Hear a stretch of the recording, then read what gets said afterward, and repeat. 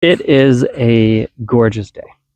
It is just absolutely lovely. There's a little bit of wind, which feels great. The sun is bright. So bright, in fact, that I can hardly see, but that's a different thing.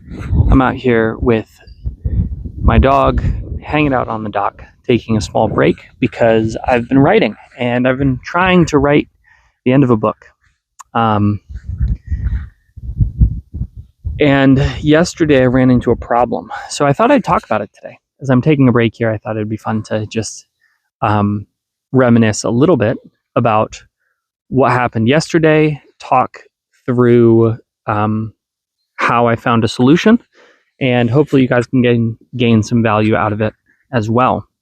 Doing stuff like this actually helps me quite a bit because taking the time to actually think through what I'm learning and the lessons as I learn them helps reinforce them in my own mind.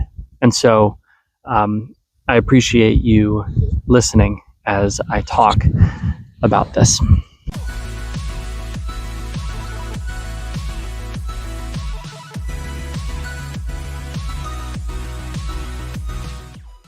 So let me set the stage for you. Recently, I've been writing a bunch of books simultaneously, and I wasn't sure how it would go, and it's honestly had some real challenges. And one of the biggest challenges is that I've arrived at the sort of same impactful moments in the flow of the story at the same time. So what do I mean by that? I mean that my openings all happened roughly simultaneously, my middles all happened roughly simultaneously, my climaxes all happened roughly simultaneously, and now my endings are happening in rapid order. And so as I've been trying to close out this book, I realized that something was really wrong, but I didn't know what it was. So how did I notice something was wrong? Well, I suddenly lost a lot of my drive and desire to write. That's not typical for me. I have a pretty well-developed writing habit. I don't typically have trouble getting started. Man, it's bright out here. And normally I can just sort of sit down and I can write, especially if I've done any sort of advanced planning or any sort of plotting, which I've done quite a bit of actually for this book. And I had plotted out the ending of my book. I had plotted out all my chapters. And then I tried to sit down and write them. And yesterday I was hoping to make a lot of progress. And instead, I only wrote one chapter. And then I just couldn't really bring myself to keep going. Well, that alerted me to something. That alerted me to the fact that I had a problem. Even though I didn't know what the problem was, I knew that there was a problem with the story. And whenever I feel that sense of resistance, that really heavy sense of resistance, I know that there's a problem with my story. Now, sometimes I just feel a regular sense of resistance.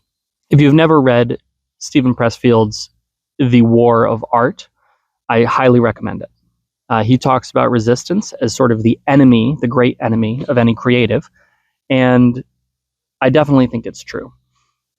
It's the sort of thing where the world seems to conspire against us to keep our stories hidden.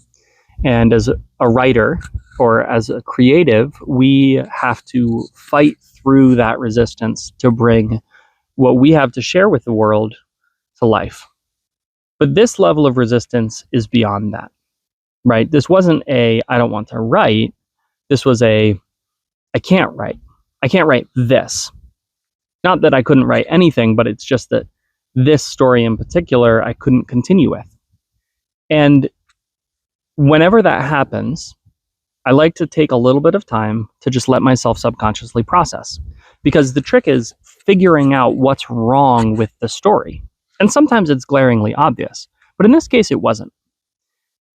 So this morning, I got up after thinking about it all day yesterday, all night yesterday, and honestly not sleeping very well because I just couldn't really figure it out.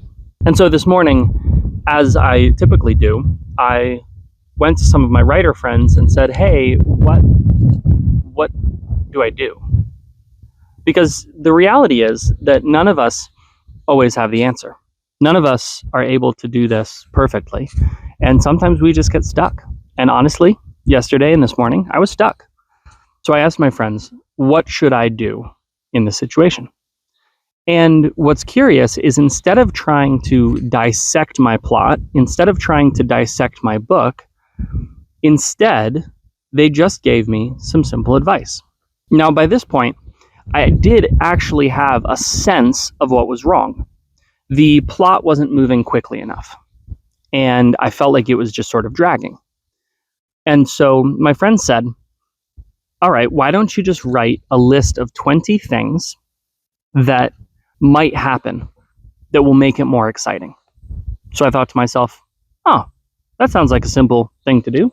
I can do that. And what's amazing is that within a few sentences, a few bullet points, I figured it out. I figured out what was wrong. I figured out where the plot was stagnating. I figured out not only where it was stagnating, but how to fix it. I had wrestled with this problem for a whole day. And then all of a sudden, just like that, it was solved. And I had figured it out. And so I think I'll use this method moving forward.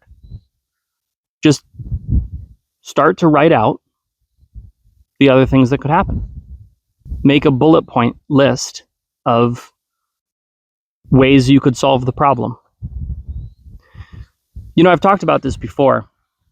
Being able to kickstart your creativity. And often that's all we need. Often we just need that little nudge, that little push to get our creativity moving. And once we do that, the world just opens up for us. And problems that feel like real big, heavy problems stop being problems anymore. And we can just sort of flow with whatever the solution is. And so now I'm writing again. I've gotten a couple more chapters done. I'm going to probably be able to finish the book today, which I'm very excited about. But it's all thanks to this very simple solution. Just start listing solutions. Just start listing things that could happen. And I think that this idea can be used no matter what problem you're facing. Because most often, the actual challenge is lack of action. And so when I'm sitting there stuck, beating my head against the wall because I just can't figure out how to proceed with my manuscript or with my story, what I need to do is just take action. What I need to do is just start moving forward, because that creative engine that I've got in my head is going to come to life and is going to help me solve the problems. So it was great advice. And this is why you have writing friends. This is why you have people around you who can encourage you and can help you realize the solutions you have all along. So that's it. I think this is probably going to be my last update from the lake. I just saw what appears to be a bald eagle hunting for fish in the lake, which is pretty cool. But I will be heading home soon and getting back to it. And as I said in one of my previous updates, I am very excited for that. If you're going to be in Atlanta at the end of this month, beginning of September, you should come to DragonCon and see me. I'll be there at the Athon booth. Athon is the publisher who publishes most of my books. And it would be great to see you.